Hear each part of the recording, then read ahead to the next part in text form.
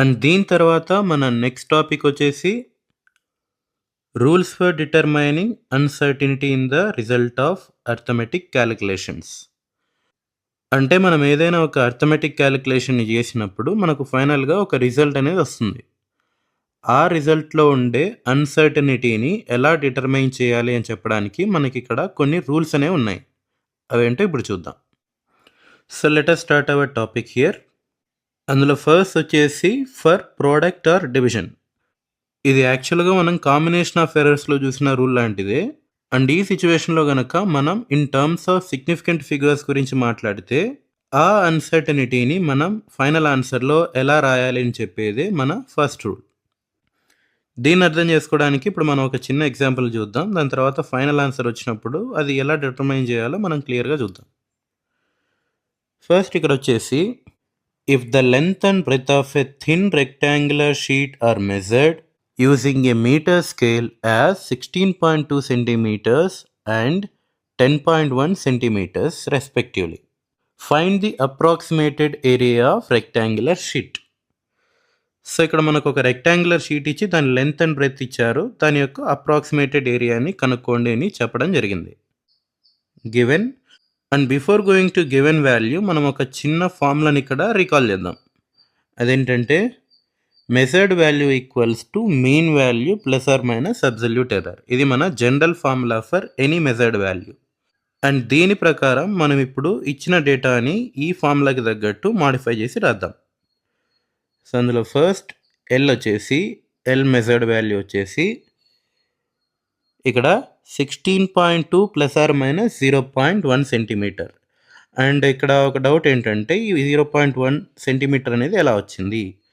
ఈ 0.1 సెంటీమీటర్ అనేది nothing but least count error. ఇక్కడ యాక్చువల్గా ఎర్రర్ ఇవ్వాలి, అబ్సల్యూట్ ఎర్రర్ ఇవ్వాలి.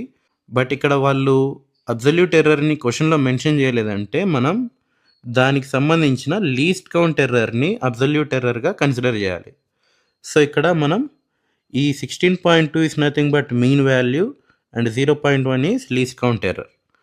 And next similarly for breadth ఏమిచ్చారంటే 10.1 plus or minus 0.1 centimetre. Similarly ఇది కూడా mean value, mean breadth and this one is absolute error.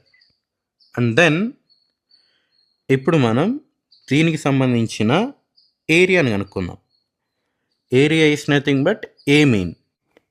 A mean equals to 16.2 into 10.1 సెంటీమీటర్స్గా వస్తుంది.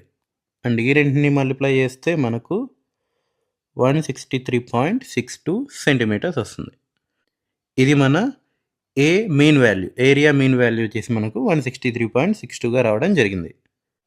And దీని తర్వాత we know that A measured value equals to A mean plus or minus delta A. ఇక్కడ A mean is nothing but ఈ value and delta A is nothing but absolute error.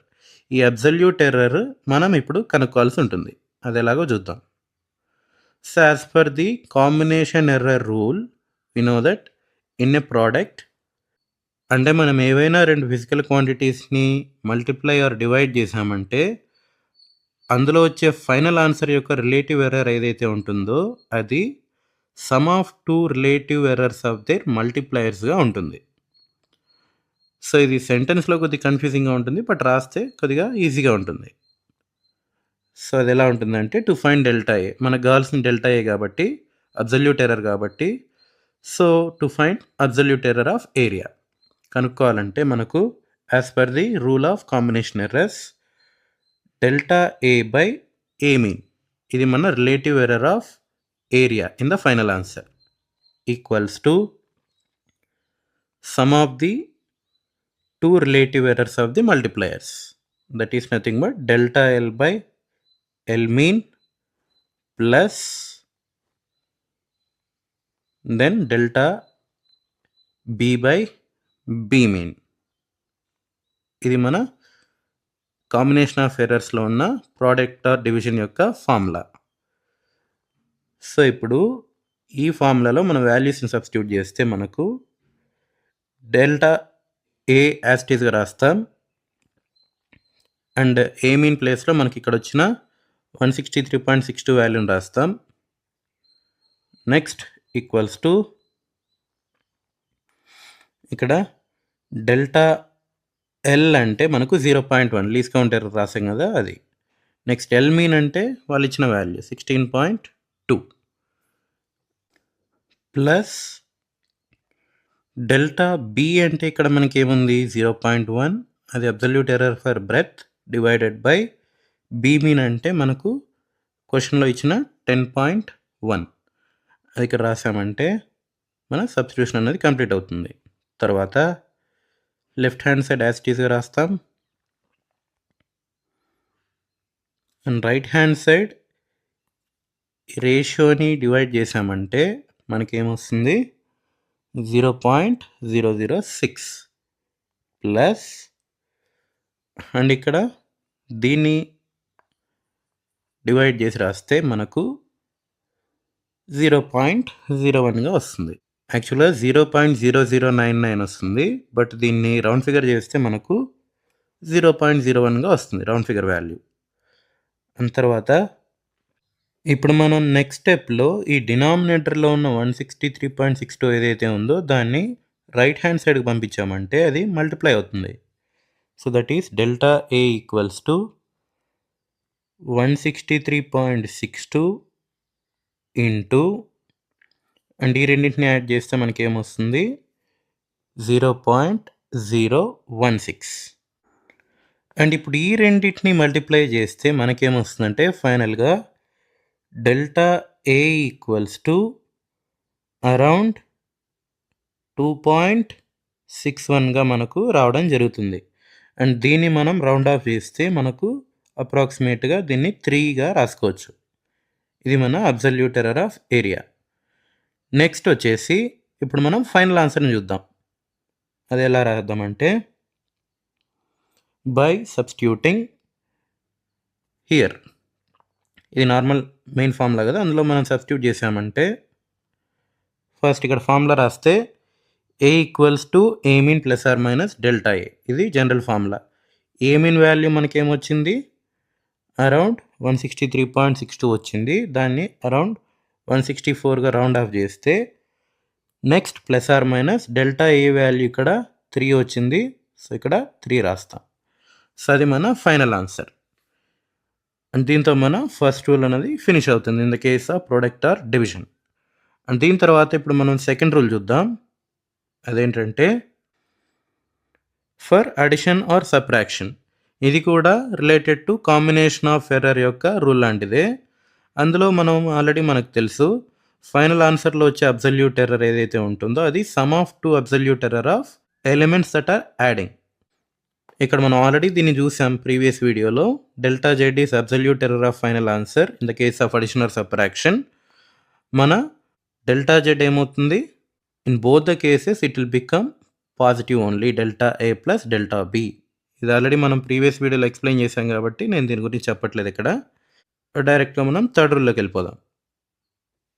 అదేంటంటే for a quantity raise to a power, ఒక physical క్వాంటిటీలో powers ఉన్నాయంటే ఆ physical quantity యొక్క అన్సర్టనిటీని ఎలా రాయాలి? అది ఎలాగంటే ఇక్కడ చూస్తే if a quantity is raised to a power N, multiply its percentage error by N and the number of significant figures in the final answer should be same as the given quantity. Let us say మనకి ఇచ్చిన physical quantity 14.2 whole cube అని ఇచ్చారనుకుందాం.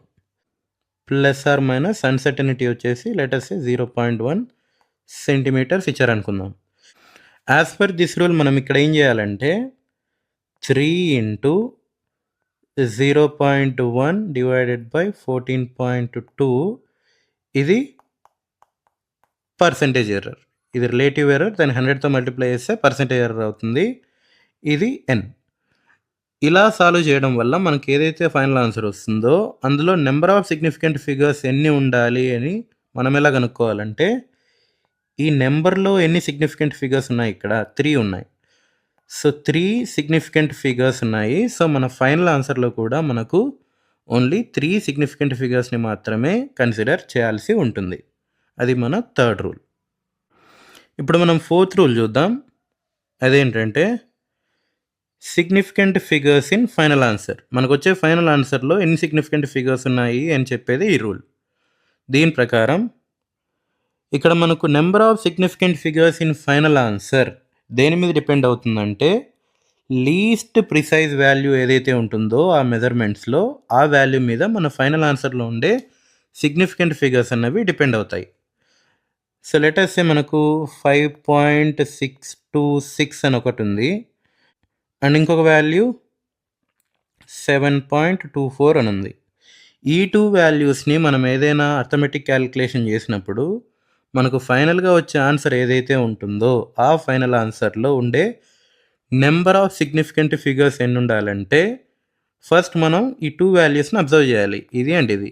ఇందులో మనం first consider చేయాల్సింది least precise value ఏంటి. Least precise value is nothing but number of significant figures lesser ఏదైతే ఉంటుందో అది మనకు లీస్ట్ ప్రిసైజ్ వాల్యూ. అండ్ ఈ కేసులో మనకు ఇది ఈ వాల్యూ. అండ్ ఈ వాల్యూలో మనకు 3 సిగ్నిఫికెంట్ ఫిగర్స్ ఉన్నాయి. సో మనకు వచ్చే ఫైనల్ ఆన్సర్లో కూడా మనం ఓన్లీ 3 సిగ్నిఫికెంట్ ఫిగర్స్నే కన్సిడర్ చేయాలి. అది మన final rule in the arithmetic calculation by using significant figures. ఈ రకంగా మనకు 4 రూల్స్ అయితే ఉన్నాయి in the arithmetic calculation to determine the number of significant figures.